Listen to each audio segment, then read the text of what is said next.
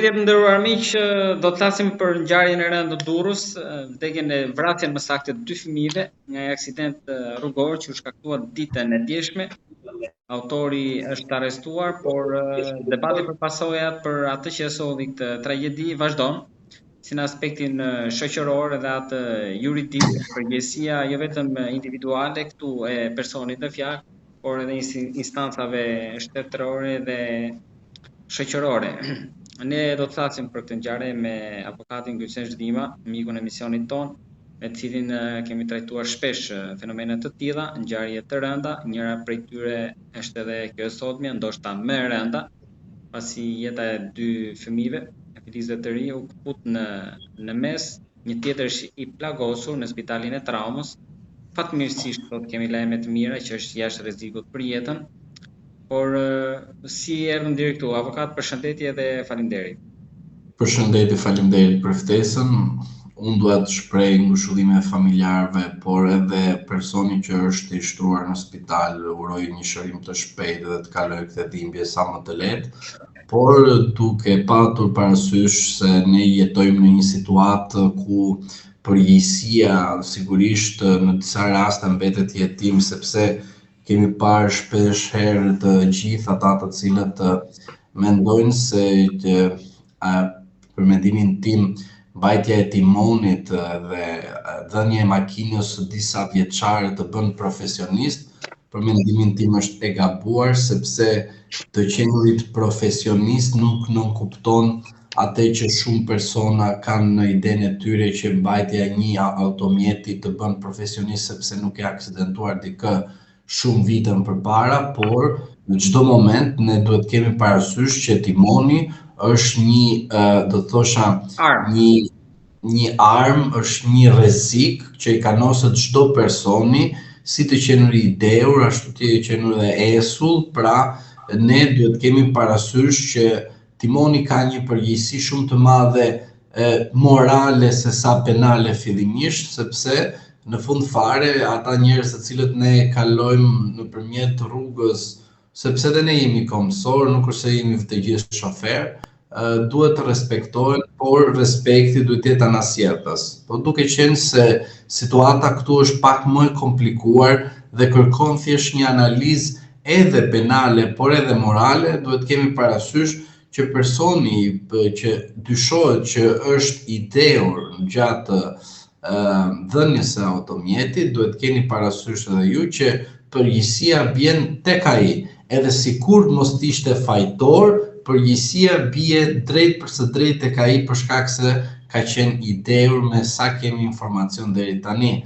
Përveç kësaj, nga ana tjetër duhet keni parasysh që edhe vetë qeverisja vendore mban përgjegjësinë e saj të administrative për shkak se fëmijëve nuk i është dhënë hapësira e duhur që të jenë në një vend, në një zonë të mbrojtur, dhe përveç kësaj të qenurit edhe tabelat e infrastrukturës që të japin të kuptojnë që aty është rrugë kalimi dhe shumë raste gjithçka thuajse informuese.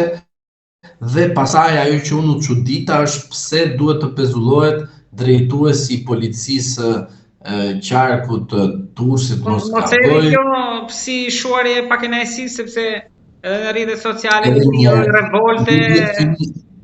Bravo, ju duhet keni parasysh që shumë ngjarje që kanë ndodhur me të mitur, Zoti Rama nuk e ka vuar ujin në zjarr. Do thotë që Zoti Rama nuk i është interesuar kur çfarë ngjarje ka ndodhur edhe me rastin e Martinit në Tiranë. Ju e mani mend që u desh një kohë shumë të gjatë që të reagonte Zoti Rama kundrejt një rast të tillë dhe në fund fare kur e pa që e kishte tepruar duke mos reaguar dhe ignorimi i ngjarjes së Martinit sigurisht ishte pak, domethënë se për rastin e Zotit Rama, bllokoi TikTokun si një ndihmë për të shpëtuar zgjedhjet e 11 majit. Dhe këto janë faktike, nuk është se ne po japim thjesht një opinion, këto kanë ndodhur. Dhe rasti në Durrës është një rast jo i veçantë, sepse ju duhet keni parasysh diçka, punojësit e policisë në Republikën e Shqipërisë vendosin po kaq shumë gjoba të jashtëzakonshme, të paimagjinueshëm, por nuk ka asnjë impakt vendosja e kaq shumë gjobave në krahasim me kaq shumë aksidente që ndodh. Do thotë, o gjobat vendosen për të mbushur buxhetin e shtetit nga lekë të vjedhura që kanë vjedhur këta nga mesi deri në darkë të kukunaqur, o këto e bën për shkak se duhet të bëjnë sikur po bëjnë disiplinë, por në fund fare është asgjë sepse asgjëson atë që ne themi edukimin. Kjo nuk quhet në aspektin moral aksident, quhet vrasje për mendimin tim, por nga ana tjetër në aspektin penal quhet aksident, por një kujdes dua të lutem. Hetimi duhet jetë i gjithanshëm dhe i gjithëpërfshirës. Avokat, me që jemi tek hetimi, tani edhe tek policët. Tani, vërtet populli nuk është se ndërgjegjësohet me gjoba edhe me policë rrugëve, por pjesa e parë duket sigurisht e bërë në këtë rast, sepse fakti që ishin konstatuar problemet, ishin marrë masat administrative gjoba ndaj këtij personi dhe ishte pezulluar 2 herë patenta, problemi pra nuk është tek pjesa e parë evidentimi, është e dyta si u rikthye patenta këtij personi. Apo aq më keq që shqetësimi i banorëve nuk ishte marrë konsiderat fare. Jo, tani duhet kemi parasysh diçka. Ne nuk mundet të merremi vetëm me kthimin e patentës, sepse patenta është një akt administrativ që personit i sekuestrohet, i pezullohet, në fund fare shkon edhe jep provime. Edhe sikur ti është marr patenta, edhe t'ja xerosh. Mos të merr patent kur. Ose do të marrë patent pasi jep përsëri provimin. Fituam diçka. Asgjë s'kemi fituar. Personi dhe personat të tjerë, ky ishte 57 vjeçar, ke persona 18 vjeçar që mendoj se me makinë ja fusin gazën e s'pyesin për asnjë. Më mungon karta morale më zotëri. Nuk mungon anë administrative, futi gjobë, sekuestroja më, pezulloja më, në fund fare leje pa patent më, ai do ta bëj atë pse? Është karta morale më zotëri. Nuk është patenta. Nuk është ta pezulloj, futë mik, çove në gjykat, bëre çfarë do shpirti, se Shqipëria e tij. Zotëri është karta morale, ti shikon një 18 vjeçar. Ti shikon që babai ma fëmin në pre dhe i thot të jepi timonin. Do më thuash, po ty nuk të kam bërë babai kështu. A e kupton? Por e mund të ma ketë bërë, po jo në vend në kuptimin në një zonë ku është e populluar më zotëri. Në një vend ku aty je tip me aty me familje në plazh, në një vend që nuk ka mundësi që të bësh një shkaktim dëmit të tjetrit, sepse ju ta dini që dëmin tek vetja mund ta bësh çdo person. Po dëmin ndaj tjetrit nuk duhet t'ia bësh. Avokat, si dhe këta kalamajt e vegjël, më dëgjoj, kalamajt e vegjël që mendojnë se kanë marrë një patent ose kanë marrë një makinë dhe japin 100 në rrugica, po këtyre duhet t'ia fuzësh sikur po bëjnë kur ecë me 100 në orë në rrugica, por në rrugica po të them, edhe të bëjnë aksident, aty është me ja thënë vrasje, si puna e këtij, vrasje. Me me paramendim vrasje. E mani me në rastin se si Rama nuk reagoi me rastin e asaj që ndodhi në Saranda se të vajzës së vogël që e vrau ajo si quhet në Potam e ke fjalën. Në Potam ku ishte në atje lart, po. Shefi i policisë. Krimi ishte, e kupton, reagoi Edi Rama, reagoi Edi Rama, as donte me një ditë Edi Rama. Më kupton?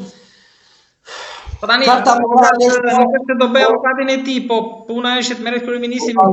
Karta morale është karta më e shëndetshme një shoqërie që kërkon të jetë edhe të vazhdoj në gjatësinë e moralit.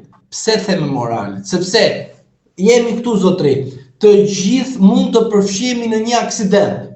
Të gjithë, pa përjashtim. Larg qoftë themi, po të gjithë. Po je ideur zotëri, e përfshir zotëri me vullnet i the shëndet dhe në fund fare falimentove si njeri, sepse ke bërë vrasje. Në aspektin moral quhet vrasje. Se je ideur, të jesh i esur, të ketë një problem makina, nuk ke kuptuar diçka që po ndodhte për arsye të ndryshme. Vendosim motin këtu për shkak se ka qenë edhe moti, supozojmë, në rast të tjerë flas, kupton. Janë të jo justifikueshme, sepse jeta e njeriu nuk kthehet më, kupton. Por edhe tjetri, kur do të jetë pasojë të një aksidenti, diçka që do të thotë ore, shumë faktorë të tjerë nuk ishin kundër atit, po ndonjëherë fati fat është, e kupton. Por kjo nuk e amniston tjetrin, sepse ne flasim dhe themi për tjetrin. Jam i bindur, çdo njeri ka të drejta, çdo njeri ka detyrime, por ajo që ne duhet të bëjmë diferencimin midis një personit i cili me vullnet të tij dehet, me vullnetin e tij, tani do më thua çfarë vullneti pasi është dheur edhe futet në makinë, po ata që e shoqëronin janë më kriminal se ky që hypi sipër makinës. Së të paktën ata do t'i thonin dikush që do të ishte, se do të ishin të gjithë të dheur, të paktën dikush do ta kishte maturim, mos e merr makinës ose do të çojë në shtëpi. Ndërkohë që edhe kjo është karta morale, një sekond. Edhe unë këtu është karta morale. Sakrifikoj unë, kemi qenë tavolin, ikim bashkë, çoj unë. Ose marr një person tjetër të besuarin tënde e të çojmë. Pra nuk e kemi llogaritur edhe këtu kartën e moralit. U dem, pim, bëm qefin ton, nuk na intereson ne për tjetrin, as na bëhet fjalë për tjetrin. Ti e mamen para 2 ditësh. A ikëm në një vend edhe tham do pim birë pa alkool? Në fund fare përfunduam pa alkool, pa birë, po përfunduam me Coca-Cola? Pse? Sepse është karta e moralit që jo do ikim vend tjetër sepse më duhet të marr makinën të lëviz. Pra, atë ditë ne mund të kishim pirë birë, a kupton? Kemi lehtësirat tona secili di vet, por kjo nuk na jep amnisti, nuk na amniston. E çfarë bërëm? Të gjithë Coca-Cola. Pra, e kuptoj, bëjmë edhe reklam Coca-Colës tani. Pra, të gjithë çfarë? Vendosëm veten tonë në çfarë? Në pozitën e morale. Sepse edhe unë pija 10 bira, ti mund të pije 20 bira, më kupton? Edhe të ishim të dy bashkë, në rregull. Dhe çfarë ndodhte dhe po e gjejmë. Po jo, është karta morale, sepse ti për shembull duhet të jesh i vetëdijshëm çfarë po bën. Sepse nuk të ka ikë mendja. Dhe sigurisht tani pasojat penale ti do t'i mbash kur të dalë akte ekspertime të gjitha, sepse duhet kemi parasysh kush është fajtori të gjitha ato. Unë jam i bindur që shoqëria jonë thot fajtori është ai që kap makinën, as bëhet fjalë në aspektin parimor. Por ne duhet kemi parasysh diçka shumë të thjeshtë dhe të jemi të ndërgjegjshëm ndaj asaj që ne po vuajmë. Që po, zotëri, ai person ka kryer një vepër të rëndë morale shoqërore. Pastaj vim te pjesa përgjegjësisë penale dhe këto gjëra. Pastaj vim te ajo pjesa hiqja patentën e mos ta ketë më patent. Pastaj vim te ato. Po ne nuk jemi të moralshëm dhe nuk shkojmë në një vend dhe themi fal, unë nuk do pi birë, po do pi cola, do pi Sprite, do pi Fanta, do pi diçka tjetër, ose nuk do pi fare më zotëri. Vetëm ujë do pi. Pra këtu duhet të bëjmë dallimin, sepse e di pse s'e them këtë gjë, sepse të gjithë thonë a ligji, a kjo. Jo, një sekond. Po, ligji kur abuzohet. Por morali kur ti e merr makinën edhe hyp sipër makinës, është karta morale. Dhe ajo tjetra që është më e rëndësishme, janë djemë dhe vajza të reja, të cilët i japin makinën dhe 300 në orë. Po ashtu, të vijat e bardha, kalimtarët bëjnë sikur po bëjnë paratë mode, më fal një sekond, kërkon bashkëpunim, marrëveshje të ndërsjellë me njëra tjetrën.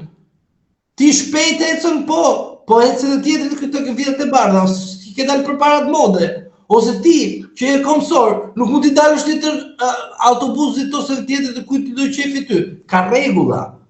Po këtu përjashto rastin e Durrësit. Durrësi ishte një rast që kërkon patjetër verifikime të ndryshme dhe fëmijë të mitur sigurisht përjashtohet nga përgjegjësia e kuptimit të rregullave të qarkullimit, se fëmijë i mitur mund të dalë në çdo moment. Por ti duhet të marrësh masa edhe atëherë kur të dalë fëmia i mitur, edhe të jetë ai në shkelje, ta ndalosh, të frenosh. Pse? Se ti nuk mund të shkosh në një zonë të populluar 800-200 zotëri. E me justifikimin, faj se kam unë, e ka ai tjetri. Jo. Sa është i mitur, ai s'kupton. I mituri nuk kupton. Edhe sikur ti të shkosh, ta çosh në shkollë, ta edukosh nga mes deri në darkë dhe të thuash kjo bëhet kështu.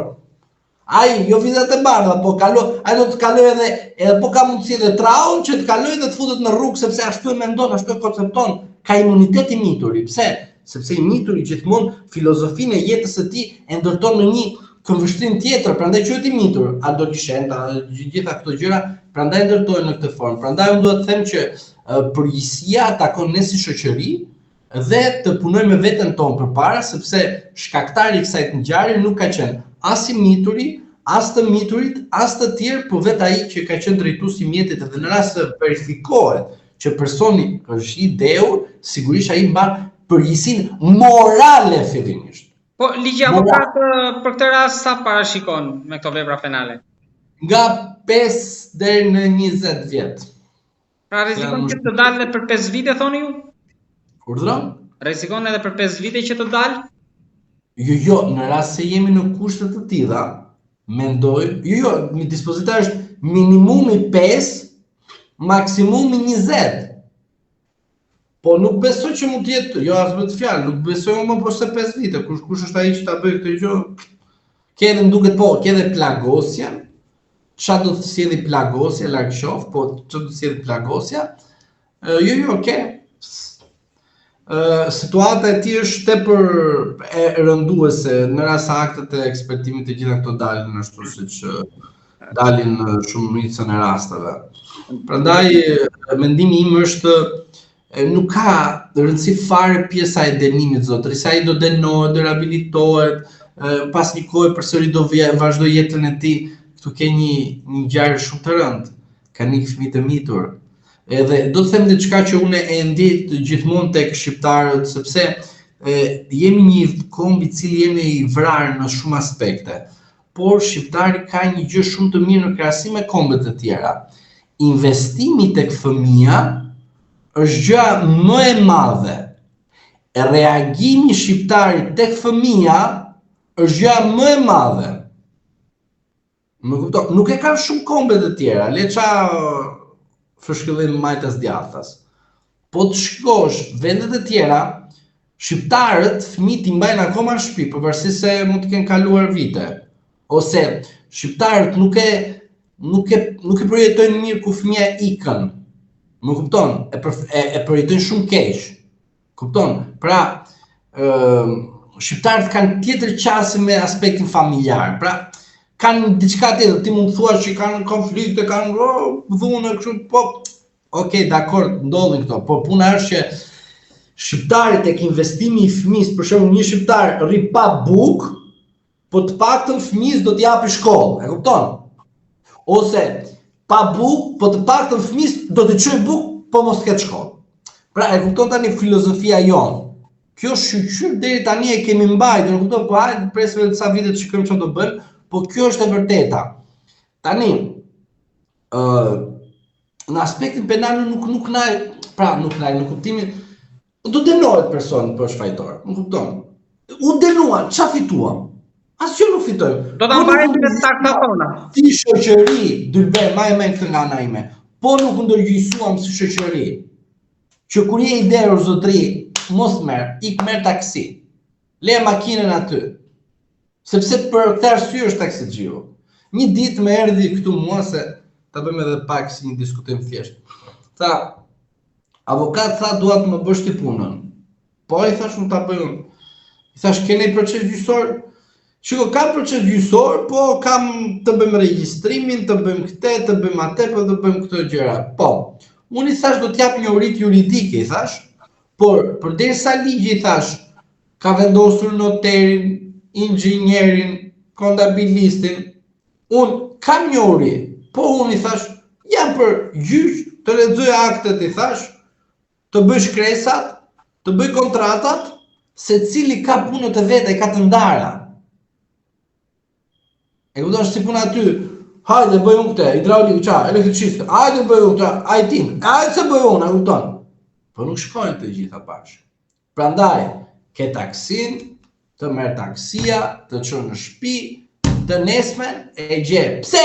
Jem menduar, le se kam mikun, se rregull me mikun, e kupton? Po nuk na interesojnë pasojat që sjellin nga mrapa të asaj që ndodh. Dhe ky është mentaliteti dhe të djemtë dhe vajzat e reja. Edhe njëherë po ta them. Djemtë dhe vajzat e reja që marrin një makinë dhe japin me 200 në rrugica. Djemtë dhe vajzat e reja që kanë shok komisar. Mirë, e dim vetë ata. Këto janë akte kriminale. Secili ka pozitat e veta, secili ka punën e tij dhe ne si shoqëri duhet të ndërgjegjësohemi. Pse? Pra, pas ke lek ti me i dhën tjetrit për birën, për akin, dhe s'pas ke ti lek për t'i dhën atij tjetrit tarifën për taksi që çon te nga ty te shtëpia jote ose ku duhesh ti në spital. Se e kupton tani se ku është logjika, prandaj u po e shtroj shumë thjesht qytetarët ta kemi. Zotëri secili ka detyrat e veta, inxhinier detyrën e vet, notar detyrën, avokat detyrën e vet. Secili ka detyrat e tij. Pra ti kishe lek të paguaje birën, apo shoqëria jote kishte për të paguar ty birën, më kupton? Edhe asnjëri prej tyre nuk pati kartën e moral që çonte vetë aty kur ti ishe tërbjet. Në rast se ishe tërbjet, ku e di unë tani? Ose edhe sikur mos t'ishe. Edhe sikur mos ishe. Po ma i shpejtësi nuk shkoj do vlla. Se ku po shkon më ti? Ku je në autostradë dhe aty, edhe aty mos do të ri. Ne shkojmë, imagjino tani, se jemi vetë shofer. Ne duam të parakalojmë një makinë, shikojmë majtas, djathtas, mos na vjen ai motor, tani na kanë dalë edhe motorat, e ke pak të rastin tjetër. Të del motori aty çup, edhe se ke pa më vlla, tani ti edhe nuk je ide, ora kupton, po nuk e faj vlla, sa ai tjetri në vetëm parakaloi në pjesa e majt, parakalon nga ana e djathtë. Ajo tjetra ke pati në autostradë vlla, janë dy korsi, mirë. Tani është hap edhe një tjetër djathtë sa anash fare. Ti e ke pa që ti je në krau pra jo të shpejtësisë të mesit, dhe ke kraun e djathtë dhe gjithë parakalojnë në kraun e djathtë sepse duhet të kapin të parin.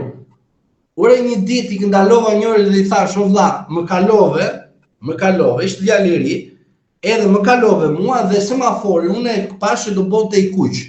Më fal, qa fitove nga atje që më shkoj përpara. Për mua i thash, bë qa dush unë avokat jam, klient dua të shkoj në përbulgje. Mirë i thash, se e ke rrugën atje i thash, atje e ke, mos harro. Tani, puna është, le historinë që të them pastaj si u njojta mate pastaj më vonë. Por,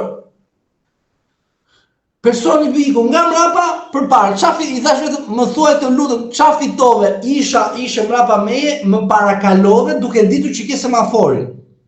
Se duke ditur që je në autostradë, edhe po kalon, hajde dhe po them hajde kalo, hajde edhe gabimisht kalove, se fitove që kalove një makinë. Po nga mrapa meje, kalove dhe shkove atje dhe di që ke semaforin, më të lutem, më thuaj të lutem. Për të si të përgjigje, qa halli ke ti? Prandaj them ndonjëherë, në disa raste, në mënyrë të qeshur, njëherë duhet që pistoletat jetë e lishme në Republikën e Shqipërisë si Amerika, kur them nga njerëz duhet jemi amerikan. Por gjithsesi, tani mos ta ulin muhabetin, por puna është që disa individ duhet kuptojnë atë që veprim që bën, ta bën, po ta bën të mendojnë. Kalu ai me 100 orë, zotëri, me 100 orë aty pritën vlla, ku po kalon ti? Në rrugë, kalon me 100 orë ku ka kalamaj. Një sekond. Në rrugë them largje. Në rrugë qyteti, ti futu shko me në rrugis këtu. Kalon me 300, mendoj sikur çliron Shqipërinë. Edhe nesër ti çesh për ushtar, flas për ato djem që na bëjnë kështu. Geri pat shu zero. Ti çesh për ushtar do ken frik armën. Po nuk kanë frikë, i gërvisht e makine i peshtrem. Kupton? E pastaj mami më jep cigare tek burgu. E kupton kush është situata? Kjo është. Avokat. Falenderoj shumë për bisedën. Ne kishim shumë edhe çështje të tjera për të trajtuar ditën e sotme, se aktualiteti politik dhe ai juridik aq më tepër në këtë fillim jave. Edhe ju e dini më mirë se jeni çdo ditë në dyert e gjykatave dhe prokurorisë është i mbushur plot, por nuk po hyj në temë tjetër për t'ia kushtuar të gjithë këtë episod, këtë bisedë, këtë intervistë, këtij problemi, këtyre mesazheve që ju dhat sensibilizuese, ndërgjegjësuese që shpresoj të bien në veshin e dur të institucioneve edhe të shoqërisë. Avokat, duke uruar që mos ketni me ngjarje të tilla, unë falenderoj shumë. Falenderoj edhe ju për ftesën.